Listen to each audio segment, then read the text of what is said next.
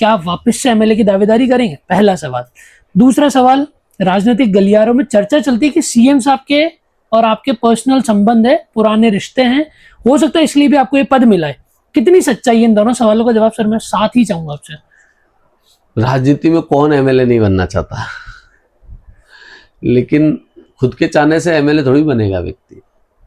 इसका उत्तर तो यही है कि मैं पार्टी का कार्यकर्ता हूं। पार्टी ने मुझे महामंत्री जैसी महत्वपूर्ण जिम्मेदारी देकर सम्मान देने का काम किया। पार्टी ने मुझे देवनारायण बोर्ड के अध्यक्ष के रूप में माननीय मुख्यमंत्री जी और पार्टी के आशीर्वाद से मुझे काम मिला। मैं ईमानदारी से अपने काम को कर रहा हूं और राजनीति में काम कर रहा हूं तो स्वाभाविक है आगे बढ़ने की इच्छा रखता ही हूं। अब मैं चुनाव लड़ने योग्य हूं या नहीं हूं, ये निर्णय तो पार्टी को करना है। हाँ, वो सवाल मेरा सर इसीलिए था कि टिकट के लिए असली राजनीति होती है, टिकट मिलने के बाद असली राजनीति। दोनों अपनी अपनी जगह पर महत्वपूर्ण है, क्योंकि अगर टिकट नहीं मिला तो आप धरातल पे कितने ही मजबूत क्यों ना हो, जिसको टिकट मिलेगा आइडियोलॉजिकल वोट उसी के साथ जाएगा, लोग उसी के साथ जाएंगे। और टिकट मिल गया और धरातल पर आपकी वैल्यू नहीं है, पेट नहीं है, तो जनता आपको वोट नहीं देगी। दोनों की अपने अपने महत्व है, लेकिन पहली लड़ाई टिकट की होती है। जो जीता वही सिकंदर। टिकट मिलेगा उसके बाद वो जनता के सामने स्थापित नेता तो है ही। तो टिकट मिलना भी अपना आप में एक लड़ाई होती है और टिकट देना ना देना ये पार्टी का निर्णय होता है। और पार्टी भी बहुत सारे एंगलों के आधार पर इस बात की समीक्षा करती है कि किस जाति को, किस व्यक्ति को टिकट देना होता है। तो टिकट देने के भी कई सारे पैमाने हैं। कहीं ना कहीं किसी पैमाने में मैं कमजोर होऊंगा, इसलिए पार्टी ने टिकट नहीं दिया होगा। पार्टी मुझे कमजोर मानती है या गुर्जर समाज को नहीं देना चाहती है, ऐसा कतई नहीं है। अगर ऐसा होता तो इसी गुर्जर समाज के बेटे को जिला परिषद सदस्य नहीं बनाती, इसी गुर्जर समाज के बेटे को जिला महामंत्री नहीं बनाती, इसी गुर्जर समाज के बेटे को 3 बार ओबीसी मोर्चे का प्रदेश अध्यक्ष नहीं बनाती, इसी गुर्जर समाज के बेटे को प्रदेश का भारतीय जनता पार्टी का महामंत्री नहीं बनाती, इसी गुर्जर समाज के बेटे को बिना चुनाव लड़े राज्य सरकार में मंत्री का दर्जा नहीं देती। ये आपका पहला सवाल हुआ। दूसरा सवाल सर, आपने जवाब नहीं दिया कि सीएम साहब से आपके नजदीकी बताई जाती है, ऐसे राजस्थानी गलियारों में चर्चाएं हैं।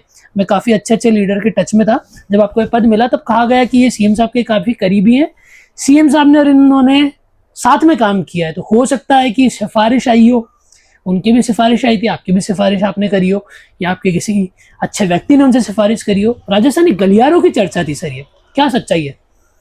देखो, भाजपा में दो बातें हैं इसके अंदर। ये सच्चे हैं कि माननीय मुख्यमंत्री भजन लाल जी शर्मा साहब के साथ में मैंने उनके सानिध्य में, उनके नेतृत्व में बहुत काम किया। कितने साल आपने साथ काम किया? मैंने आदरणीय मुख्यमंत्री जी के नेतृत्व में 7 साल काम किया। वो महामंत्री हुआ करते थे, मैं ओबीसी मोर्चे का प्रदेश अध्यक्ष हुआ करता। तो निश्चित रूप से प्रदेश महामंत्री जी की गाइडलाइन में ही मोर्चों के प्रदेश अध्यक्ष प्रदेश पार्टी के प्रदेश अध्यक्ष के डायरेक्शन को फॉलो करते थे।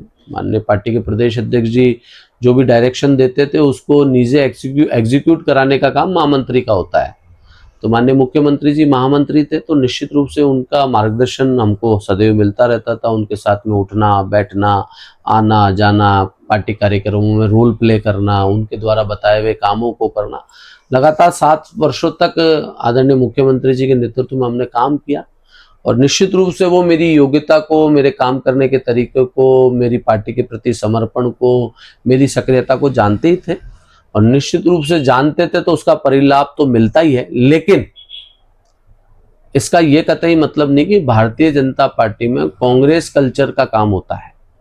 भाजपा के अंदर अगर किसी कार्यकर्ता को कोई जिम्मेदारी दी जाती है तो वो 5 जगह चर्चा करने के बाद उस कार्यकर्ता की योग्यता, क्षमता, उसका पार्टी के प्रति समर्पण, उसकी मेहनत, उसकी आगे की प्लानिंग को ध्यान में रखते हुए 5 स्तरों पर चर्चा होकर, 4-5 स्तरों पर चर्चा होकर सामूहिकता से किसी बात का निर्णय लिया जाता है। और उस निर्णय में जिस कार्यकर्ता के बारे में विचार किया जाता है तो उसके काम के आधार पर उसको अवसर दिया जाता है। ये बात सत्य है कि उस अवसर में जो निर्णय करने वाले लोगों में उस कार्यकर्ता के प्रति कोई विशेष लगाव रखने वाला व्यक्ति होता है तो उसका सॉफ्ट कॉर्नर तो होता ही है।